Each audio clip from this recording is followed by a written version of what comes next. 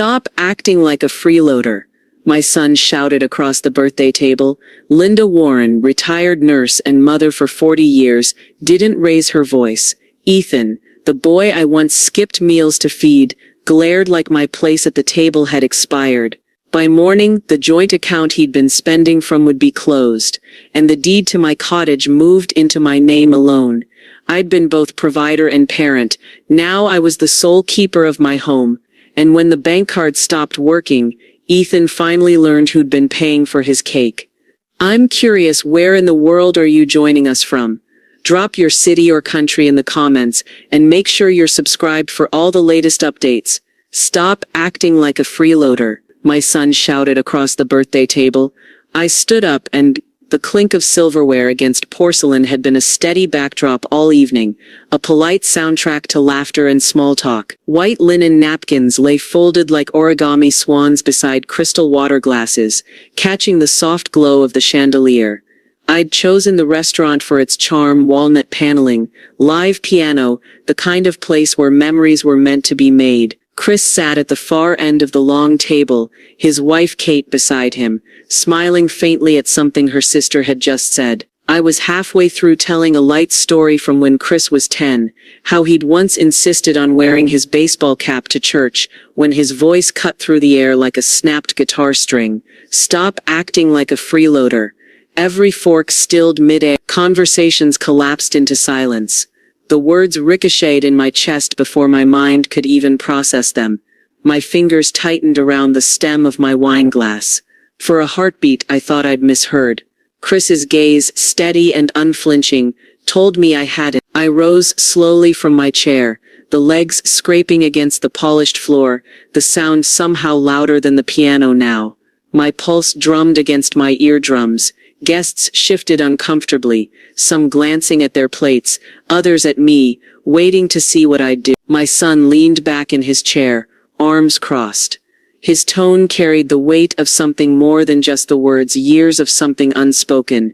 Chris, I said, my voice steady in volume, but trembling at its edges. What did you just say to me? You heard me, he replied, as if daring me to challenge him. I'm tired of you leaning on me all the time. It's not my job to carry you. The air grew heavier. I caught Kate's eyes wide, but fixed on her untouched salmon. She wasn't going to intervene. I forced myself to breathe, but the humiliation settled over me like a wet blanket. My mind tumbled through the past year, the sale of my house after the divorce, the part-time job that barely covered rent, the nights I'd skipped dinner to make sure my bills were paid. I had never once asked him for anything without offering to repay it. The corners of the room seemed to pull away, the chatter from other diners in the distance now foreign and tinny. My knuckles whitened against the tablecloth. I was aware of the waiter standing discreetly in the corner, pretending to reorganize a tray but listening all the same. You think I've been freeloading. The word felt bitter on my tongue, a word you'd throw at a stranger, not your mother.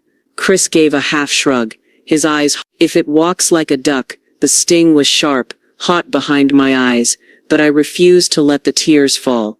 Not here. Not now. I thought of the years I'd worked double shifts when his father's business folded, the college tuition payments scraped together by selling my jewelry, the holidays I'd gone without new clothes so he could have the latest sneakers. He wasn't seeing any of that tonight. Kate shifted in her seat, but didn't look at me. My sister Marion, seated 2 places down, set down her fork with a faint clink and cleared her throat, but said nothing. Even she wasn't going to save me from this moment. I straightened my shoulders, my voice low but clear. You have no idea what I've been through, Chris. The words seemed to hang between us, not an explanation, not yet, but a warning. The waiter approached cautiously, offering coffee as if caffeine might stitch the rip in the air. Nobody accepted. The piano in the corner stumbled over a note. My eyes stayed locked on my son's, refusing to break first. And that's when I realized, this conversation wasn't ending here, it was only beginning. Eleanor decides to confront Chris, but her voice trembles with hurt. You have no idea what I've been through. His words stung more than I expected. Was this really about money or something deeper? The night air outside the restaurant was crisp, sharp enough to make my lungs sting. I pulled my coat tighter around me, though the chill burrowed deeper than fabric could guard against. Chris walked several steps ahead, hands shoved in his pockets, his long strides a clear signal he didn't want me catching up. The sound of our shoes on the sidewalk was the only rhythm between us. Kate followed quietly, her heels clicking in a slow, uncertain tempo, as if she didn't want to align with either of us. I stopped under the yellow glow of a street lamp. "We need to talk, Chris." He kept moving. "Not here." "Then where?" I said, my voice firmer this time. He turned, his jaw tight. "Home. We'll talk at home." It wasn't an invitation, it was a command. And yet I followed. Chris's apartment was immaculate, but cold, the kind of space that looked like it had been staged rather than lived in. No photos of family, no personal clutter, just neutral walls, neat furniture and the faint hum of the refrigerator. Kate slipped off her coat and disappeared into the kitchen without a word. Chris gestured toward the sofa. "Sit." I didn't. "I want to know what tonight was about." That wasn't just a slip of the tongue. He leaned against the armrest, arms crossed, eyes fixed on some invisible point over my shoulder. It was exactly what it sounded like. "You've been leaning on me for months. Rent help, grocery help, car repairs. I'm not a bank, Mom." I felt the heat rise in my cheeks, but I kept my tone even. "Do you really think that's who I am? A burden?" "You've been asking for more than you realize," he said, his voice low but edged. "It's not just money, it's everything. Emotional. You call every day with problems. You act like I'm supposed to fix them. I'm your mother. Talking to you isn't dumping on you, it's connection." "It doesn't feel that way," he shot back. "It feels like you expect me to carry you." His words cut deeper than the public embarrassment at dinner. They weren't about a single moment, they were an indictment of our entire relationship. I gripped the back of a chair, grounding myself against the sudden rush of memories. Him as a toddler clinging to my leg, a teenager yelling he hated me but still needing a ride home, a young man asking for help moving apartments with no hesitation. I didn't realize I'd gone quiet until Kate reappeared, setting a glass of water on the coffee table. She sat in the corner armchair, hands folded in her lap, eyes lowered. "You have something to say?" I asked her. Her lips pressed into a thin line. "Chris has been under a lot of pressure. It's been building." The words were neutral, but her avoidance was not. I turned back to my son. "If this is about pressure, then let's talk about what's really causing it. Because I've seen you handle more than this without tearing me down in front of a room full of people." Chris shook his head, muttering, "You wouldn't understand." "Then make me understand," I said. For a long moment, the only sound was the faint hum of the refrigerator again. Chris stared at the floor, his mouth set in a line that was almost regret, almost defiant. When he finally looked up, the sharpness in his eyes was gone, replaced with something I couldn't read. "I'm not your caretaker, Mom. I have my own life to live." The words landed heavy, not just because of what they meant, but because of the finality in his tone. I sat on the edge of the couch now, hands folded so tightly the skin over my knuckles turned white. "When did my son stop seeing me as his mother?" I asked softly, "and start seeing me as an inconvenience?" He didn't answer. Kate rose and excused herself to the bedroom. Chris stayed where he was, watching me like I was a stranger who had overstayed her welcome. Eleanor resolves to stand up for herself, but wonders if she's losing her son in the process. Maybe I've been too passive all these years. There's something he's not telling me and I'm determined to find out what it is. The next morning, the light through my kitchen window had that cold, washed-out quality that made even the warmest coffee taste bitter. I sat at the small oak table, hands wrapped around the mug, staring at the steam as if answers might rise out of it. Chris's words from the night before looped in my mind, their edges sharper with each replay. It wasn't just the accusation, it was the conviction behind it, as if he'd been rehearsing. I reached for my old photo album on the sideboard, one of those thick leather-bound ones I hadn't touched in years. The pages were heavy with snapshots of birthdays, Little League games, road trips to the coast. In nearly all of them, Chris's father, David, was somewhere in the frame, smiling, always smiling.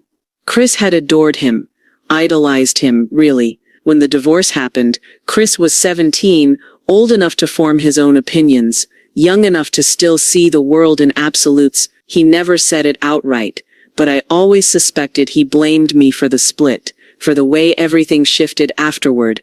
I lingered over a photo of the three of us at a 4th of July picnic. David had his arm draped over Chris's shoulders. I was on the other side, holding the camera at arm's length. My smile was wide, but my eyes, God, even then were tired. It wasn't just money that changed after the divorce.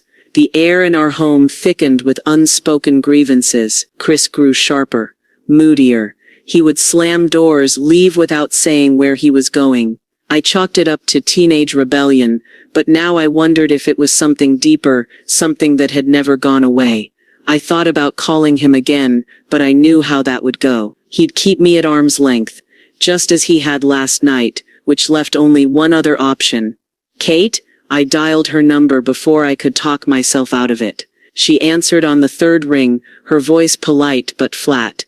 Hi, Kate. I wanted to ask you something, I began. Last night what Chris said, it felt like it came from more than just frustration about money. Has he been upset with me for a while?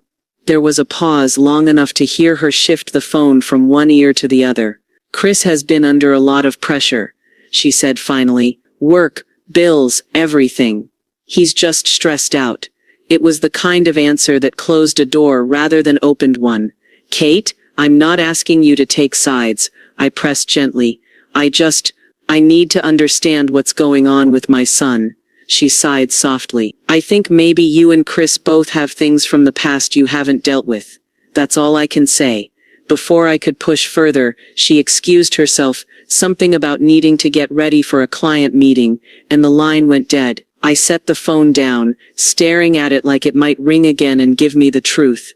Instead, all I heard was the steady tick of the kitchen clock. There was a weight in Kate's tone, not in what she said, but in what she didn't. Something was being held back, and I was certain it tied to more than just bills or late-night phone calls. I slid the photo album back into the sideboard, my mind already turning. If Chris wouldn't tell me and Kate wouldn't either, I'd have to find my own way to the truth. Somewhere between the boy who once fell asleep in the back seat on family road trips and the man who'd called me a freeloader, something had broken. I was done pretending I didn't notice the cracks. Eleanor is left questioning Kate's words. Is that all it is, or is there something deeper going on? I never thought I'd discover this truth about Chris. It shattered everything I thought I knew about him. The library had always been my sanctuary. It still smelled faintly of paper and dust, the scent of quiet secrets. I wasn't there for books today, though. I was there for the public computers, neutral territory, away from the creak of my own floorboards and the risk of Chris walking in. I typed his name into the search bar of a local court records database, more out of frustration than certainty. Nothing serious popped up, no arrests, no lawsuits. That left the other possibility: money. It was amazing what you could find if you knew where to look. Chris had once used my laptop for online banking. His login credentials had auto-filled without him realizing. I knew it was wrong, but I couldn't stop my fingers from moving. The account balances made my stomach twist, not because they were empty, but because they were erratic. Large deposits followed by even larger withdrawals. Some withdrawals were cash, others transferred to a name I hadn't seen in years. Julia, her face flashed in my mind instantly. Honey blonde hair, sharp laugh, the girl who'd stolen Chris's heart in his 20s and shattered it before she turned 30. I remembered the late-night fights, the tears he never wanted me to see, the way she'd drifted out of his life like smoke. Why would she be back now? I clicked through more transactions, each one adding weight to the knot in my chest. The amounts weren't pocket change, rent-sized withdrawals, some spaced just weeks apart. My first instinct was disbelief. The second was something far more complicated: betrayal. When I confronted him that evening, I didn't ease into it. He'd barely stepped into his apartment when I said, "Why is Julia's name all over your bank statements?" His keys froze halfway to the counter. "Excuse me, you heard me." My voice came out steadier than I felt. "I know you've been sending her money. A lot of..." The color drained from his face, replaced quickly by something sharper. "Were you snooping? Going through my accounts?" I was looking for answers because you won't give me any, I said, and now I have one I never want. His jaw worked like he was biting back a dozen different responses. Finally he said, "It's none of your business. She's none of your business anymore," I shot back. "You told me you were struggling, and meanwhile you're what? Playing savior to the woman who nearly ruined you." "It's not like that," he said, but there was no conviction in his voice. "Then tell me what it is like." Chris rubbed a hand over his face, pacing once before turning to me. "Julia's been going through a rough time. She's lost her job, her apartment. She needed help that could sink you." His voice rose, sharp and defensive. "I'm not letting her end up on the street. I can handle it." The words hit me harder than I expected, not because of what they meant for his wallet, but because of what they said about his priority. I searched his face for something, remorse, regret, maybe even the boy I once knew, but what I found instead was guilt, so heavy it bent his posture. "You think I'm angry because of the money," I said quietly. "I'm angry because you've been hiding it from me, while accusing me of taking too much from you." Chris swallowed hard. "I didn't want you to worry." The sincerity in his voice was almost worse than the lies. I stepped closer, lowering my voice. "You've been drowning, and you didn't want me to know. And instead of reaching for my hand, you pushed me under with you." For a long moment, he didn't speak. Then with the kind of tired honesty that only comes after a fight you know you've lost, he said, "I've been hiding how bad it's got, not because I think you can't handle it, but because I didn't want you to think I was a failure." Chris confesses that he's been hiding the extent of his financial struggles to protect her from worrying. Eleanor's heart aches. Is he hiding something else from me? I thought I understood my son, but now I was starting to question everything about our relationship. That night, the silence in my apartment was too thick to sleep through. I left the lamp on, sitting cross-legged in bed with my phone resting face down beside me. Chris hadn't called. I wasn't sure if I wanted him to. The words he'd left me with, "I didn't want you to think I was a failure," looped like a song I couldn't turn off. I wanted to feel sympathy. Instead I felt hollow. There was something unnatural about watching your own child grown and hardened, carry secrets like bricks in his pockets, while accusing you of weighing him down. By 2 a.m, I'd given up on rest. I pulled on my robe, made tea and called the one person I could count on to answer no matter the hour. "Ruth," I said as soon as she picked up, "I think I've lost him." My oldest friend didn't rush to fill the silence. She had that gift, letting you empty yourself without interruption. "Tell me what happened," she said finally. I told her everything, the restaurant, the bank statements, Julia's reappearance, the way Chris's eyes had looked when the truth cracked through his defensiveness. When I finished, Ruth's sigh was heavy with years of knowing me better than I knew myself. "Honey, you've been holding Chris up for decades. Even after he was grown, you think you're helping, but maybe you've been cushioning him so much he never learned to stand steady." The words landed with a sting because they were true. What am I supposed to do? Just stop? "Yes," she said plainly. "You can love him without carrying him. You can support him without handing over the foundation you're standing on." The next day, I booked an appointment with a therapist. It wasn't an impulsive choice, it was survival. Sitting across from Dr. Meredith, with her framed degrees and quiet, steady gaze, I heard myself speak truths I'd never put into words. "I don't know who I am without being his safety net," I admitted. "It's like my whole identity is tied to keeping him from falling." Dr. Meredith tilted her head. "And in the process, have you noticed that you've stopped climbing yourself?" I thought about my life, how my hobbies had narrowed into responsibilities, my friendships into phone calls sandwiched between errands for Chris. My own plans always came last, quietly shelved for another day that never arrived. By the end of the session, her advice was clear: stop enabling, set boundaries. Learn what it means to put myself first. That afternoon, I sat at my kitchen table with a pad of paper and a pen. I wrote down everything I'd done for Chris in the past 6 months. Money lent, errands run, favors called in. The list was longer than I wanted to admit. When I put the pen down, the page looked like a tally of all the places I'd erased myself to keep him whole. For the first time, I felt something I hadn't let myself feel before: resentment. Not the petty kind, but the deep aching kind that grows when love turns into obligation. I poured another cup of tea and let the thought sink in. I had built my life around someone else's needs, and somewhere along the way, I'd stopped living my own. By evening, I'd made my decision. Not a clean break. Not yet, but a shift. I would stop handing him the ladder every time he found himself in a hole. If he wanted out, he'd have to climb on his own. I picked up the phone, my thumb hovering over his name, but I didn't call. Not tonight. Tonight, I was reclaiming my own air. I stood by the window, watching the streetlights flicker on one by one. The quiet didn't feel oppressive anymore.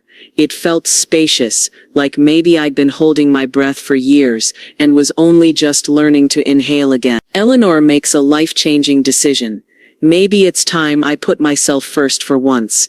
I knew I had to confront him, but the idea of facing Chris felt impossible.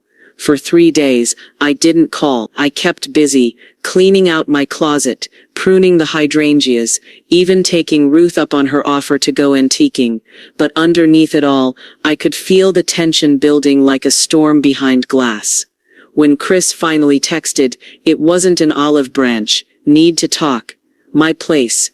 Tonight. I almost didn't go, but the truth was, avoidance had been our family's silent language for too long. If this was going to change, it had to start with me walking into the fire instead of stepping around it. He opened the door before I could knock twice. His face was unreadable, tight jaw, eyes a shade colder than usual. "Come in," he said. No hug, no warmth. The living room was the same, pristine, impersonal, but there was a tension in the air that felt heavier than last time. Kate was nowhere to be seen. I stayed standing. "Chris, we need to talk about boundaries." His brow furrowed. "Boundaries, that's rich. Considering you went through my accounts, I'm not here to rehash that," I said, keeping my voice level. "I'm here because I can't keep doing this dance where you lash out, I try to fix it, and nothing changes." He leaned against the wall, crossing his arms. "You're acting like I'm some project you need to fix." "That's exactly the point. I've spent years trying to be your safety net, and I realize now that it's not helping either of us." There was a flicker hurt, maybe, but it was gone as quickly as it came. "So what, you're just done?" His tone was accusatory, like I'd abandoned a child in a parking lot. "I'm saying I can be your mother without being your crutch," I replied, "but that means you have to stop keeping me in the dark about things that affect both of us." He snorted. "Both of us? Julia has nothing to do with you. She has everything to do with me if she's the reason you're in financial trouble, and the reason you've been taking it out on me," I said. That landed. He looked away, jaw ticking, hands flexing at his sides. "It's not about her, it's about me. I hate needing help from anyone. Especially from you." "Why especially from me?" I asked. He didn't answer right away. When he finally did, his voice cracked just enough to hear the truth behind it. "Because you've always been the strong one, the one who never needed anyone, and I don't want to be the weak link." Something softened in me then, but I held my ground. "Chris, needing help doesn't make you weak. It makes you human. What's weak is pretending you don't need anyone while burning yourself out." He ran a hand through his hair, pacing now. "You make it sound so simple." "It's not simple," I admitted. "It's hard as hell, but you don't have to carry everything alone, and I'm done letting you pretend that you can while taking your anger out on me." For the first time in weeks, he looked at me, not over me, not through me. His eyes were tired, the weight behind them older than his years. "You really mean it?" he said.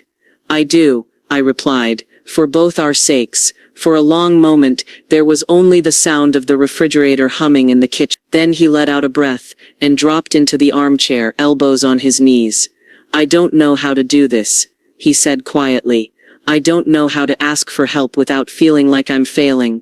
I sat on the edge of the couch, the space between us filled with years of unspoken truth. "Then maybe we start by just telling each other the truth, even when it's ugly." His lips pressed into a thin line, but he nodded. "A small one. Eleanor feels her heart breaking. What happened to the son I used to know? His words caught me off guard. Chris confessed something that changed everything. The next words out of his mouth didn't come quickly. They clawed their way up like he had to drag them through layers of pride. I didn't tell you the truth, Chris said finally, his voice low. About Julia. About me. I stayed still, letting him fill the silence. He leaned forward, elbows on his knees, staring at his clasped hands. I wasn't just helping her out of kindness. I was trying to prove something, to her, to myself, that I'm not the screw-up she left years ago. I blinked at him, unsure which part hit harder, the admission of motive, or the fact that Julia still had that kind of hold over him. Chris, I said slowly, are you telling me all this anger toward me was because you were afraid I'd see you the same way she did? His head lifted, and for a second I saw a flash of the boy who used to come to me with scraped knees and embarrassed tears. Yeah, I guess I thought if I could make her see I'd changed, then maybe you'd see it too. The room felt smaller then, like the air had thickened. I've always seen you, I said quietly. That's never been the problem. He rubbed a hand over his face. I don't know why it's so hard to believe that. Every time I take money from you or admit I'm struggling, I hear her voice in my head, telling me I'll never get it together. Telling me I'll always be the guy who can't stand on his own. My chest tightened, but I forced myself not to reach across the space between us. Chris, I'm not, and the fact that you've been carrying that voice around all these years, it explains a lot, but it doesn't excuse the way you've treated me. I know, he said, his voice breaking. I didn't realize how much I hurt you until the restaurant, until I saw your face. I wanted to tell him that it was fine, that we could forget it, but that would have been a lie. Forgiveness wasn't something you could just paste over a fracture and pretend it was healed. Kate appeared in the doorway then, her presence tentative. Is everything okay? She asked, eyes darting between us. Chris glanced at her, then back at me. Not really, but I'm working on it. Her shoulders relaxed slightly, though she didn't come closer. I'll give you two some space, she murmured, retreating down the hall. We sat in the quiet that followed, the hum of the refrigerator and the faint ticking of the wall clock marking the seconds. Finally, Chris said, I want to fix this, but I don't know where to start. Start, I said, by telling the truth, even when it's ugly, even when it makes you feel small, because hiding it has done more damage than the truth ever could. He nodded, slow and deliberate. I can try that. There was a flicker of something between us then, small, fragile, but real. Hope, maybe, or the early shift of a weight I'd been carrying alone. But the shadow of Julia still lingered over the conversation, unspoken but present, like a storm cloud that hadn't decided whether to pass or break open. Chris leaned back, looking tired but light. I can't keep pretending everything's fine, he said. Not with her, not with you. I don't even know what I'm doing anymore. Then stop pretending, I told him. It's the only way you're going to figure it out. His eyes met mine, and I saw something there that made my pulse quicken. Not fear, not anger, but the recognition that we were standing on the edge of something bigger. Chris finally admits that Julia's return to his life is something he can't ignore. I don't know if I can keep pretending everything's fine. I knew this day would come. The past was knocking, and it wanted in. It happened on a Tuesday. The phone rang just after lunch, when the sky was a dull sheet of gray, and the only sound in my apartment was the quiet clink of my spoon against a bowl of soup. I almost didn't answer. The number wasn't one I recognized. Ellen. The voice was lighter than I remembered, but the sharp edge underneath it was unmistakable. Julia, I said, tasting the name like something metallic. She didn't waste time on pleasantries. I need to see you, in person. My first instinct was to hang up. My second was curiosity, the dangerous kind. Why? It's about Chris, she said, and there was a fragility in her tone that didn't match the woman I'd known. I think you'll want to hear me out. We met at a coffee shop near the river, one of those industrial chic places, with Edison bulbs and baristas, who wore beanies indoors. Julia arrived 10 minutes late, wrapped in a coat that looked too thin for the weather, her hair pulled into a messy knot. She slid into the seat across from me, fingers curled around the cardboard coffee cup like she needed it for warmth. I'm not here to cause trouble, she began, eyes flicking to mine and then away again. I'm in a bad spot, Eleanor. I lost my job. My lease is up. Chris has been helping me, but I can't keep asking him. Her voice cracked, and for a moment I wondered if it was real or just well rehearsed. You've already been asking him, I said, keeping my tone even, and it's draining him. I know, she swallowed. That's why I'm here. I thought maybe you could help me talk to him, help him see that I'm not trying to mess up his life. I studied her for a long moment. You've done that before. Her lips tightened. People change. For a brief second, I saw something in her eyes, wariness, maybe even shame, but I couldn't ignore the way she was leaning on the same man she'd broken years ago. I understand addiction, I said finally. I understand losing your footing, but if you're pulling him back into the same patterns, I won't stand by and watch it happen. She looked down, twisting the cup in her hands. He's been the only person who's shown up for me. I don't have anyone else. And what happens, I asked, when he doesn't have enough left for himself? She didn't answer. The silence between us was loud, filled with the hiss of the espresso machine and the scrape of chairs on concrete. As we left the coffee shop, the wind off the river cut straight through my coat. Julia pulled her collar up, her steps quick. I'm not your enemy, she said, glancing at me as we reached the corner. I want him to be okay. Then let him stand on his own, I replied. She gave a small, humorless laugh. You and I both know he's never been good at that. Her words lingered with me long after we parted. She wasn't wrong, but she wasn't the one who could fix it. That night I sat at my kitchen table, the smell of coffee still clinging to my coat. The truth was clear. Chris was standing at a crossroads, and Julia was one of the signs pointing backward. I didn't want to see where that road led, which meant the next step would be the hardest, looking him in the eye and deciding, once and for all, where I stood. Eleanor prepares for the toughest conversation yet, with Chris and Julia. What will this mean for our family? I didn't expect it to come to this, but I couldn't back down now. Chris showed up unannounced, the kind of entrance that told me he'd been pacing in his car before knocking. You met with Julia, he said without so much as a hello. His voice was tight, like a rope pulled too hard. I set down the dish towel in my hands. Yes, I did. Why? His eyes narrowed. To tell her I'm an idiot for helping her? To make her feel like she's nothing? I met with her to understand why you've been risking everything for someone who's already cost you too much, I said. And now I do. He laughed once, sharp, humorless. You don't understand anything. You've been judging her since day one, and I've been right, I shot back, my voice rising. She's still leaning on you the way she always did, and you're letting her, even if it drags you under. Chris stepped closer, the tension rolling off him like heat. You think I can't make my own choices? I think you can't see when those choices are going to destroy you, I said.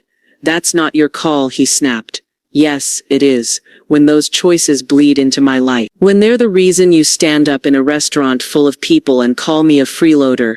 His jaw clenched. For a moment I thought he might walk out. Instead he turned away, running a hand through his hair. You treat me like I'm still a kid, he muttered, like I can't be trusted to figure things out. I treat you like someone I love, I said, softer now. And sometimes that means telling you the truth you don't want to hear.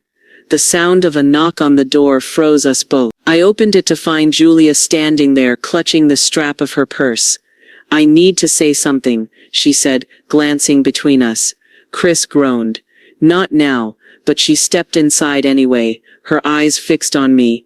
I'm leaving town, she said. I've got a spot in a rehab program upstate. It's not what I planned, but after talking to you, Eleanor, I realized I can't keep asking Chris to save me. I blinked, the admission catching me off guard.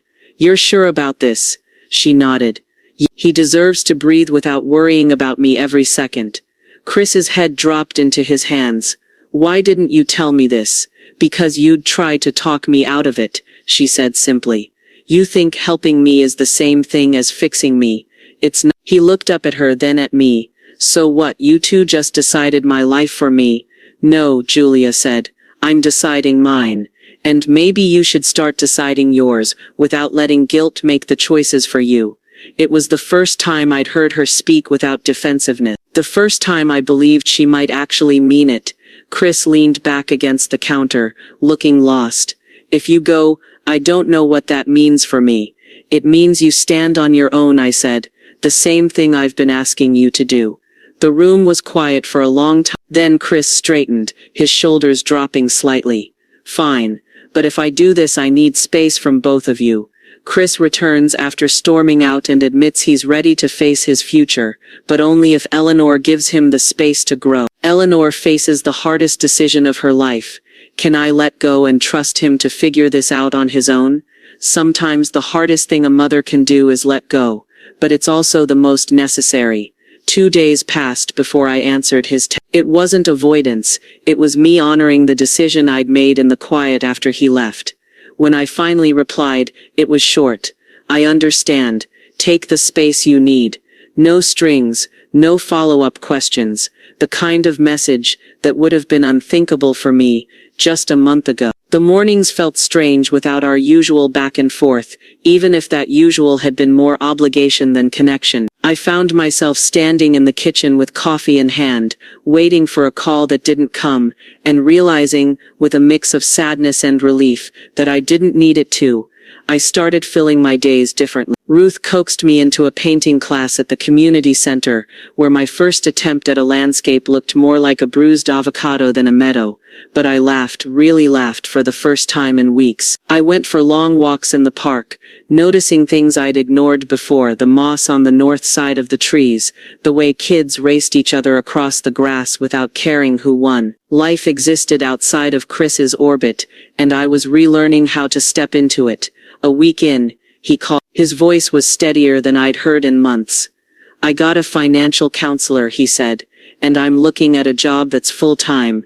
Benefits, steady hours, that's good, I said, keeping my tone calm, even though relief threaded through me. It's weird without you checking in, he admitted. Feels like I'm on my own. You are, I said gently. And that's not a bad thing. There was a pause, then a small, almost uncertain. Yeah, I guess. By the second week I noticed the difference in him. No frantic texts about overdue bills. No defensiveness, just small updates, things he was figuring out for himself. It wasn't proof of a miracle turnaround, but it was movement in the right direction. I realized then that distance didn't have to mean disconnection. It could be a boundary that let both of us breathe, without pulling each other under. One evening Ruth and I sat on my porch with a bottle of Pinot between us, the air cooling as the sun dipped low. You seem lighter, she said, watching me over the rim of her glass. I feel lighter, I admitted, like I've been carrying something for years without realizing how heavy it was. And Chris? She asked. He's figuring it out, I said. I'm not sure how it's going to turn out, but that's his road to walk now. Ruth smiled knowingly. You finally learned that loving someone doesn't mean living their life for them. I thought about that long after she left. By the third week I no longer woke up wondering what crisis might be waiting for me. The house was still. My mind was still. But sometimes, late at night, when the quiet stretched too long, I'd wonder if this was the moment where he stumbled, and I wouldn't be there to catch him. Eleanor wonders if Chris will make it, or if he'll fall back into old habits. Will he be able to do this on his own? I saw the change in him before he even spoke. It was the first step towards his independence. It was a Saturday morning when the call came, early enough that I was still in my robe, with my hair pulled into a haphazard knot. Mom, Chris said, his voice clearer than I'd heard it in months. I've got news. Good news. My first instinct was to brace for a qualifier, some but that would undo the promise of those words. But it didn't come. I got the job, he said, full-time, steady pay. I start Monday. The warmth that spread through me wasn't the all-consuming relief I'd expected. It was quieter, steadier, like the first sip of coffee after a cold morning walk. That's great, Chris, I said. You worked for that. You earned. He invited me over that afternoon, and when I walked into his apartment, I noticed the difference immediately. The kitchen counter wasn't cluttered with unopened bills. The coffee table was free of takeout containers. Even the air felt set. I've been organizing, he said, almost sheepishly. Feels weird without the chaos. That's called breathing room. I told him. He grinned a little, then motioned toward a cardboard box by the door. I'm moving into a new place in 2 weeks, closer to work, smaller, but it's mine. We sat across from each other at the kitchen table, and for the first time in a long time, I didn't feel like I was bracing for bad news. He talked about benefits, about how his counselor was helping him set up a budget, about plans that actually sounded like they belonged to a man shaping his own life. You know, he said, tapping his fingers lightly against his mug, when you stopped checking in every day, it scared the hell out of me. I know, I said. It scared me too, but it made me realize that I can't rely on you to keep me standing. I have to do that myself. There was a moment there, small but sharp, where I realized he finally understood what I'd been trying to tell him. It wasn't about pushing him away. It was about giving him room to grow. I told him as much, and he nodded. I get it now. You weren't leaving me. You were trusting me. And then he added, softer, I didn't think I deserved that. When I left, he hugged me at the door. Not the distracted one-arm kind of hug he'd given out of obligation before, but something firmer, warmer. It didn't erase the past, but it made the future feel a little less uncertain. Driving home, I caught myself smiling at nothing in particular. This wasn't the ending. It was just a shift, a turning point. Still, a part of me couldn't ignore the fragility of it. New habits were delicate things, easily broken by stress, temptation, or a familiar face from the past. And Chris had always been good at finding trouble when it wasn't looking for him. But for now, he was trying. And for now, that was enough. Chris promises to keep in touch, but Eleanor wonders, how long will this peace last? Life had a way of testing us, and this time, it was going to test everything we'd worked for. It started with a voicemail. I didn't recognize the number, but the voice was Chris's, low, hurried, carrying that old edge I'd hoped we'd left behind. Hey Mom, call me when you can. It's been a week. Yeah, call me. The pause before he hung up told me everything. Something was wrong. When I called him back, he answered on the first ring. It's work, he said. They're restructuring. My hours got cut, and my new manager is, well, let's just say he's not a fan. That's frustrating, I said carefully. Frustrating. He gave a short laugh. It's more than frustrating. I feel like I'm back at square one. I could hear the tightness in his breathing, the same quick inhale-exhale pattern that used to precede calls about needing rent money. What are you going to do? I asked. That's what I'm figuring out, he said. I just wanted to tell you. That last part stopped me. Wanted to tell me, not wanted me to fix it. I held on to that distinction like a fragile ornament. Well, I said, I know you'll work through it. There was a beat of silence. Then you're not going to offer to step in? No, I said softly, because you don't need me to. The days that followed were tense, even from a distance. I didn't call to check in. I didn't text, and each time I thought about doing it, I reminded myself that he'd said he's figuring it out. A week later, he called again, his voice steadier this time. I talked to my counselor. We're adjusting my budget. I'm picking up a few extra shifts at the coffee shop until I find something permanent. That's good, I said, smiling into the phone. It's exhausting, he admitted.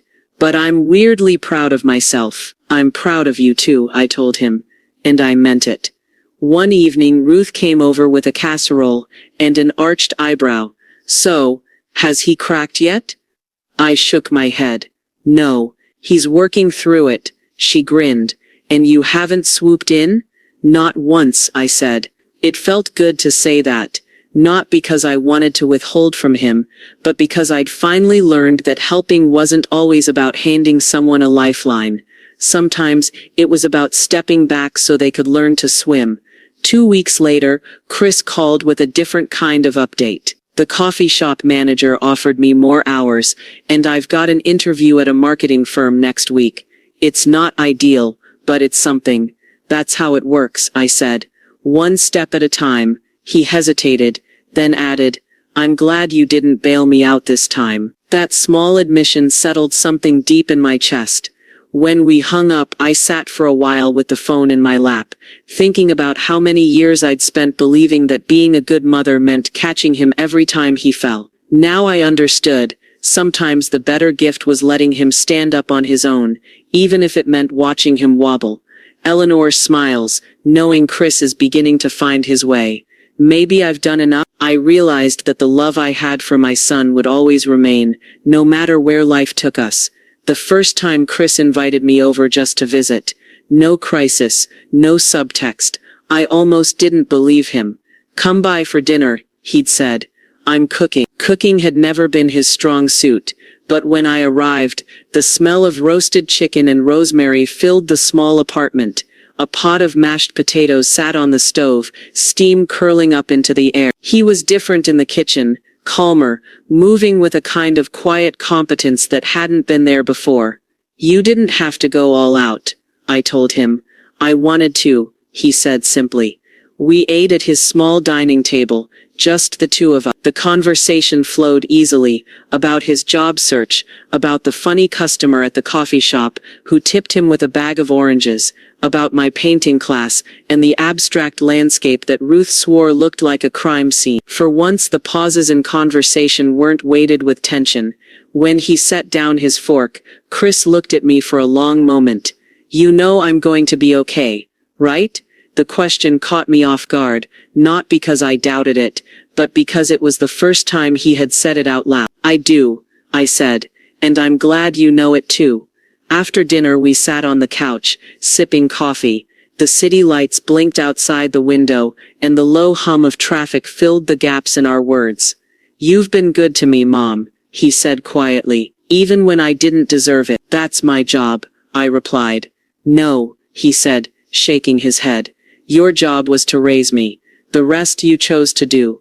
And I don't want you to think I didn't notice." I swallowed the lump in my throat.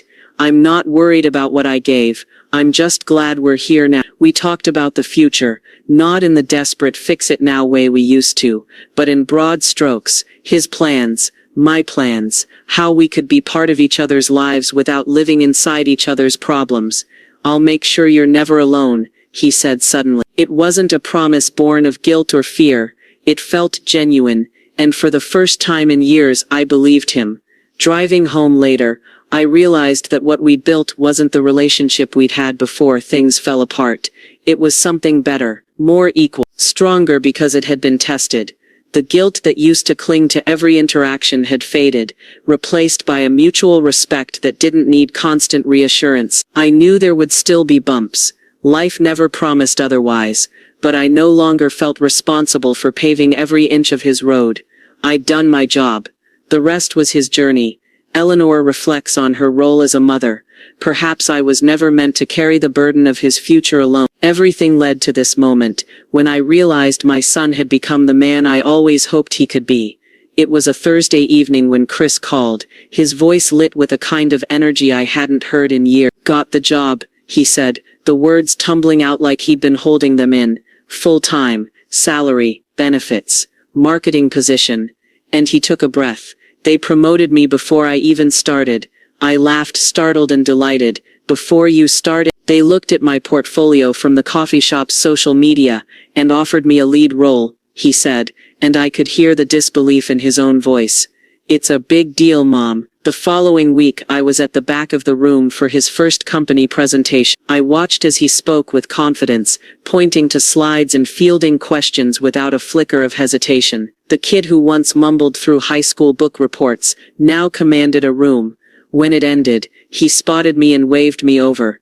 "What'd you think?" he asked, grinning. "You owned it," I said, and meant every word. Walking back to my car afterward, I felt a warmth in my chest that wasn't just pride, it was relief. All the sleepless nights, the fights, the silence, it had led here. That weekend we sat on his balcony with mugs of coffee, the late summer air carrying the faint scent of cut grass. "I couldn't have done this without you," he said. "You did this," I corrected him. "I just stepped back so you could see you." He was quiet for a moment, staring into his coffee like he was gathering courage. "I've been thinking maybe you could come stay with me for a while. Not because you need to, but because I want you here." The offer landed like a soft I'd spent so long fighting to give him his independence. I hadn't imagined him turning around and offering me a place in his space, on his terms. "Chris, you don't have to." I know I don't have to, he said. I want to. We've both been through hell these past few years. It'd be nice to share some good days. We sat in comfortable silence for a while, watching the light shift across the buildings. The idea settled in my mind, not as a return to the past, but as something new. He wasn't asking out of obligation. He wasn't rescuing me. He was inviting me into the life he'd built for himself, a life he could finally stand on.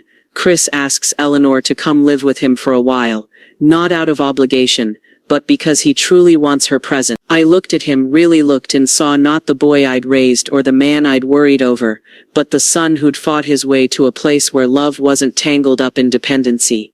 Maybe, I said with a small smile. We'll see. His grin widened, but he didn't push for a promise. The air between us felt different now, lighter, freer, like we'd both been carrying something heavy for years and had finally set it down.